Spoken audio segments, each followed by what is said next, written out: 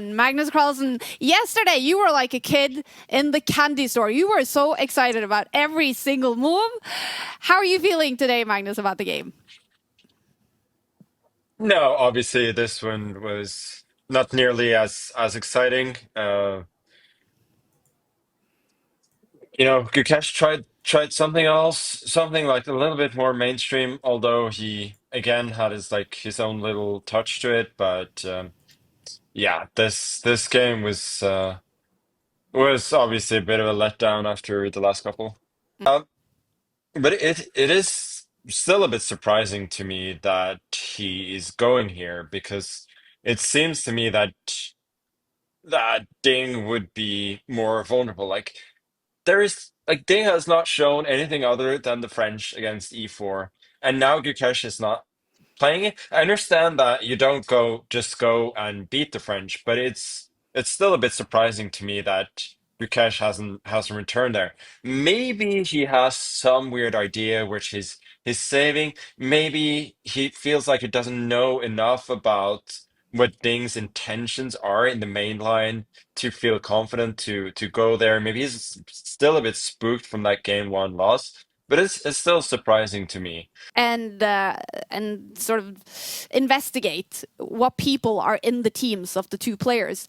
Is it just impossible to do it for this match because they keep playing so many different things, or do you have something to say on this? Do you have some suspicions to people in the teams?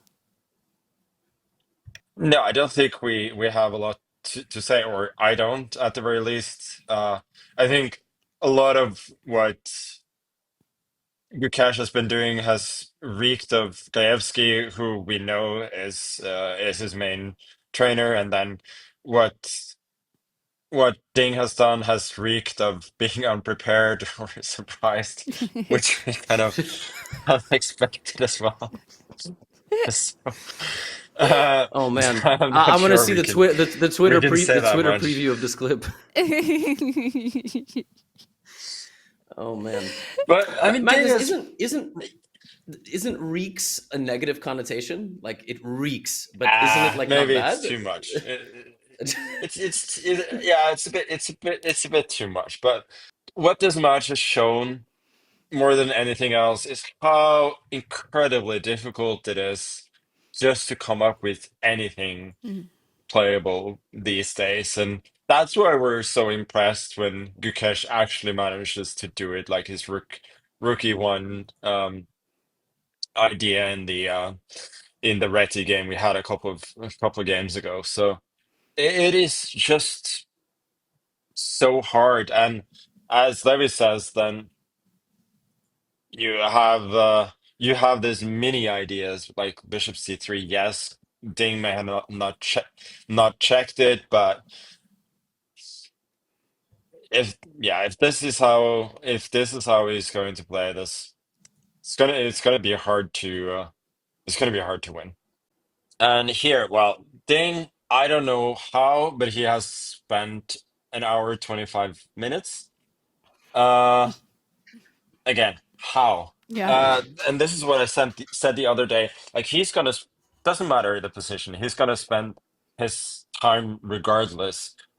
And yes, there were a lot of positional subtleties coming up to this point, but they weren't worth spending this much time on. Um, and now Ding makes if you're going to have spent so much time, you should have calculated everything. And here he could have equalized very comfortably. The only problem is that in order to do that, he has to make one fairly awkward move. But once you see that, then the danger is over. The position is equal, and you could take another rest day knowing that you're doing well in the match. So here he could have traded off more pieces, taken the knight, the rook takes the knight, the queen takes the bishop, the queen takes black's bishop, and now you can move the knight back, protecting the bishop. And if you see this far and you see the move, you quickly realize that there's no danger here. And that's why that's why you spend the time Hmm. in order to at this moment just equalize the game completely. Because what Dane did could have it could have backfired. Since this was the only moment in the game where Gukesh actually had a little bit of an initiative. So Ding goes for what he feels like is a very safe choice, and it is to some extent. Like his position is still fine, but now we can actually talk about Gukesh having a slight initiative, and who knows if Gukesh had been more, I don't know what to call it, sort of more vigilant, more accurate, anything like Ding could have potentially been put under some pressure here. Hmm. And Gukesh here sort of went for the most concrete approach, which is understandable. I wouldn't say it's bad, but it didn't work. And also it gave Ding, who has very little time comparatively on his clock, it gave Ding a very clear target. This is what he's done wrong a lot of times. He's sort of when Ding has little time, he's sort of forced Ding to play well. Because here Ding doesn't really have a choice. Is he gonna make some weird move like Queen A7? No, he has to take the pawn. And after Gukesh takes this, well, Ding has he doesn't have the widest path to uh to equality, but he doesn't have a lot of choices, so he's almost forced to find it. And this again, it's easy to say with hindsight, but I think Ukesh could have done a little bit better here. Because there were ways to keep the tension and in a position that is objectively drawn, but it's at the moment not completely equal. So I think he just made it a little bit too easy here for Ding. Yeah, I think we just come back to that. His opening choice wasn't very good, and also he didn't take the one opportunity he had to actually put some pressure. Whether that was nerves, whether he missed something in his calculation or anything, I don't know, but I think 99 point whatever accuracy to Gukesh is absolutely worthless if he doesn't pose Ding any pressure.